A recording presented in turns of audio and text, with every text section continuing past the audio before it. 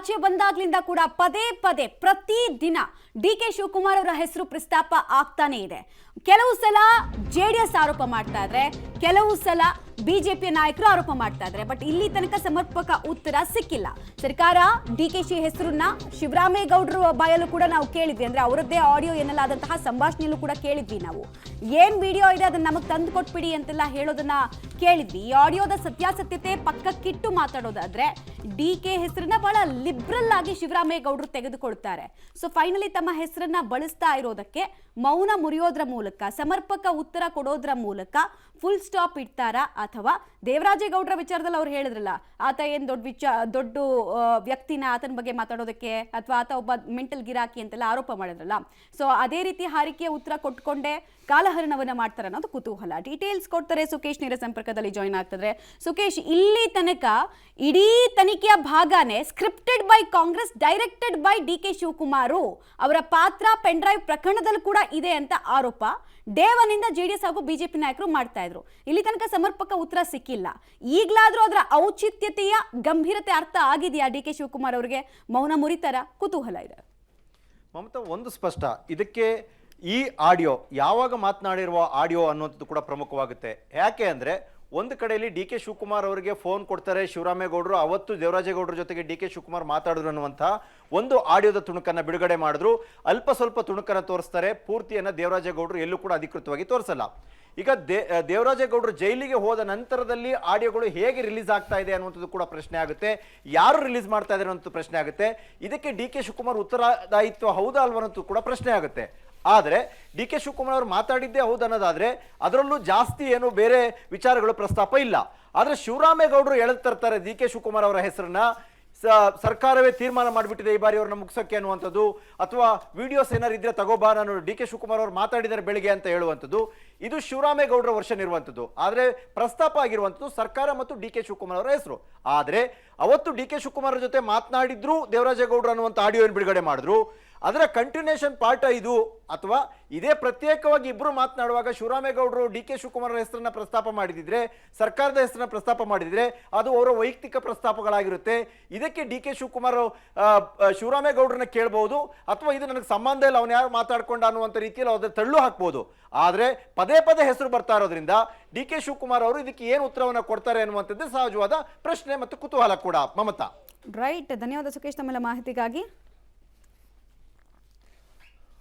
So ಈ ವಿಚಾರದಲ್ಲಿ ಬಹಳ ಸ್ಪಷ್ಟವಾಗಿದೆ. ಒಂದು ಕಡೆಗೆ ಆಡಿಯೋ ಎಲ್ಲ ವೈರಲ್ ಆಗ್ತಾ ಇದೆ, ಆಡಿಯೋ ಎಲ್ಲ ಕಡೆನೂ ಹೋಗ್ತಾ ಇದೆ. ಈಗ ಪ್ರಶ್ನೆಗಳು ಇವರು ಉತ್ತರ ಕೊಡಬೇಕು, ಅವರು ಉತ್ತರ ಕೊಡಬೇಕು ಅಂತ ಇದೆ. ಬಟ್ SIT ಅವರು ಈ ವಿಚಾರದಲ್ಲಿ ಇದೆ, ನೋಡೋಣ, ಅದಕ್ಕೆ ಆ ಪಾಯಿಂಟಿಗೆ ಬರೋಣ. ವೈರಲ್ ಆದ ಆಡಿಯೋ ಹಿಂದೆ ಕಾಣದ ಕೈಗಳಿವೆಯಾ? ದೇವರಾಜೇಗೌಡ SIT ಕಸ್ಟಡಿಯಲ್ಲಿದ್ರು ಕೂಡ ಆಡಿಯೋ ಹೊರ ಬಂದಿದ್ದು ಹೇಗೆ? SIT ಅಧಿಕಾರಿಗಳು ಆಡಿಯೋ ಮೂಲದ ಹಿಂದೆ ಬೀಳ್ತಾರಾ? ಕೇವಲ ಸರ್ಕಾರ ಆದೇಶ ಮಾಡಿರುವಂಥ ಕೇಸನ್ನಷ್ಟೇ ತನಿಖೆ ಮಾಡುತ್ತಾ?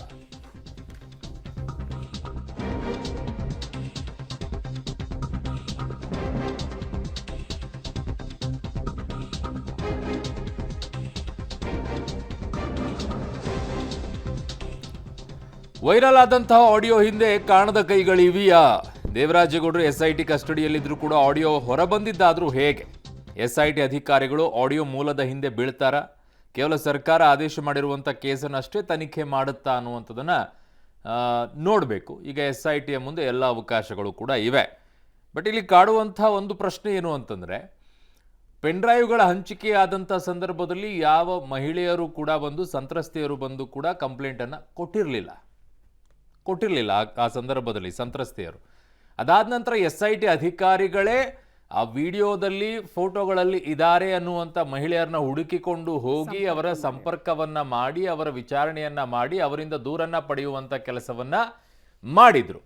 ಹಾಗಿದ್ದಾಗ ಈಗ ಆಡಿಯೋ ಎಲ್ಲ ಕಡೆನೂ ಲೀಕ್ ಆಗ್ತಾ ಇದೆ ಅಂದಾಗ, ಆಡಿಯೋದಲ್ಲಿ ಅವರ ಇದ್ದಾರೆ ಅನ್ನುವಂಥದ್ದಾದರೆ, ಅವರೇ ಮಾತನಾಡಿದ್ದಾರೆ ಅನ್ನೋದಾದರೆ, ಅವರ ವಿಚಾರಣೆಯನ್ನ ಮಾಡಿ ಅವರನ್ನ ಯಾಕೆ ಈ ಕೇಸ್ಗಳಲ್ಲಿ ಇನ್ವಾಲ್ವ್ ಮಾಡ್ಕೊಳ್ಳೋದಿಲ್ಲ?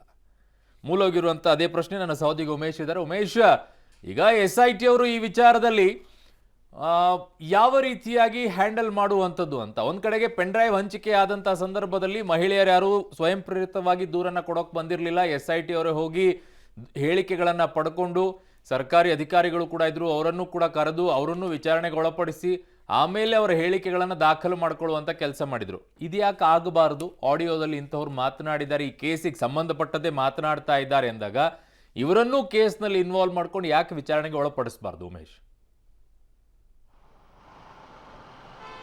ಖಂಡಿತವಾಗ್ಲೂ ಆ ಸಾಧ್ಯತೆಗಳು ಕೂಡ ಇರುವಂಥದ್ದು. ಈಗಾಗಲೇ ಹಂಚಿಕೆ ಪ್ರಕರಣವನ್ನು ಗಂಭೀರವಾಗಿ ತೆಗೆದುಕೊಂಡಿರುವಂಥ SIT ಅಧಿಕಾರಿಗಳೇನಿದ್ದಾರೆ, ಈಗ ಸದ್ಯಕ್ಕೆ 3 ಜನನ ಅಂದರೆ ದೇವರಾಜೇಗೌಡರನ್ನು ಸೇರಿದಂತೆ 3 ಜನನ ಅರೆಸ್ಟ್ ಮಾಡಿರುವಂಥದ್ದು. ಇದರಲ್ಲಿ ಸದ್ಯಕ್ಕೆ 8 ಜನ ಆರೋಪಿಗಳನ್ನಾಗಿ FIR ಅಲ್ಲಿ ಮಾಡ್ಕೊಂಡಿರುವಂಥದ್ದು. ಆ FIR ಕೂಡ SITಗೆ ಟ್ರಾನ್ಸ್ಫರ್ ತಗೊಂಡು ಈಗ ತನಿಖೆ ಕೂಡ ಚುರುಕುಗೊಳಿಸ್ತಾ ಇದ್ದಾರೆ. ಪ್ರಮುಖವಾಗಿ ಈ ಪ್ರಕರಣದಲ್ಲಿ ಏನು ಶಿವರಾಮೇಗೌಡರ ಹೆಸರು ಪದೇ ಪದೇ ತಳುಕಾಕೋತಾ ಇದೆ. ಈ ಪ್ರಕರಣದಲ್ಲಿ ಅವ್ರ ಪಾತ್ರವನ್ನು ಮೇಲ್ನೋಟಕ್ಕೆ ಕಾಣಿಸ್ತಾ ಇರೋ ಕಾರಣಕ್ಕಾಗಿ SIT ಅಧಿಕಾರಿಗಳು ಕೂಡ ಅವರಿಗೆ ನೋಟಿಸ್ ನೀಡಿ ಈ ಸಂಬಂಧಪಟ್ಟಾಗಿ ಹೆಚ್ಚಿನ ಮಾಹಿತಿ ಇದೆ ಅಂತ ಈ ಆಡಿಯೋಗಳು ವೈರಲ್ ಆಗ್ತಾ ಇರುವಂಥದ್ದು. ಹಾಗಾಗಿ ಈ ಸಂಬಂಧಪಟ್ಟಾಗೆ ನಮಗೆ ಕೆಲವೊಂದು ಮಾಹಿತಿಗಳು ಕೊಡಬೇಕು ಅನ್ನೋ ನಿಟ್ಟಿನಲ್ಲಿ ಅವರಿಗೆ ನೋಟಿಸ್ ನೀಡುವ ಸಾಧ್ಯತೆ ಇದೆ.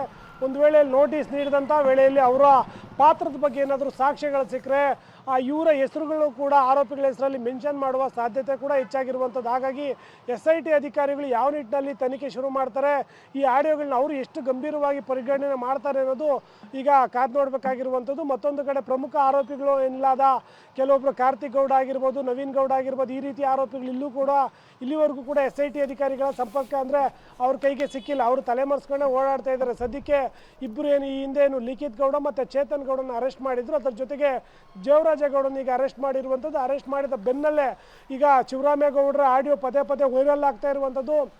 ಅದರಲ್ಲೂ ಕೂಡ ಪೆನ್ ಡ್ರೈವ್ ಹಂಚಿಕೆ ಸಂಬಂಧಪಟ್ಟ ಹಾಗೆ ಶಿವರಾಮೇಗೌಡರ ಹೆಸರು ಕೇಳಿ ಬರ್ತಾ ಇರೋ ಹಿನ್ನೆಲೆಯಲ್ಲಿ SIT ಅಧಿಕಾರಿಗಳು ಈ ನಿಟ್ಟಿನಲ್ಲೂ ಏನಾದರೂ ಅವರಿಂದ ಮಾಹಿತಿಗಳು ಕೇಳುವಂಥ ಕೆಲಸಕ್ಕೆ ಮುಂದಾಗ್ತಾರೆ, ಅವರಿಗೆ ವಿಚಾರಣೆಗೆ ಕರೀತಾರ ಅನ್ನೋದು ಸದ್ಯಕ್ಕಿರುವಂಥ ಪ್ರಶ್ನೆ. ಅರುಣ್. ಓಕೆ ಉಮೇಶ್, ನಿಮ್ಮೆಲ್ಲ ಮಾಹಿತಿಗೆ ಧನ್ಯವಾದಗಳು.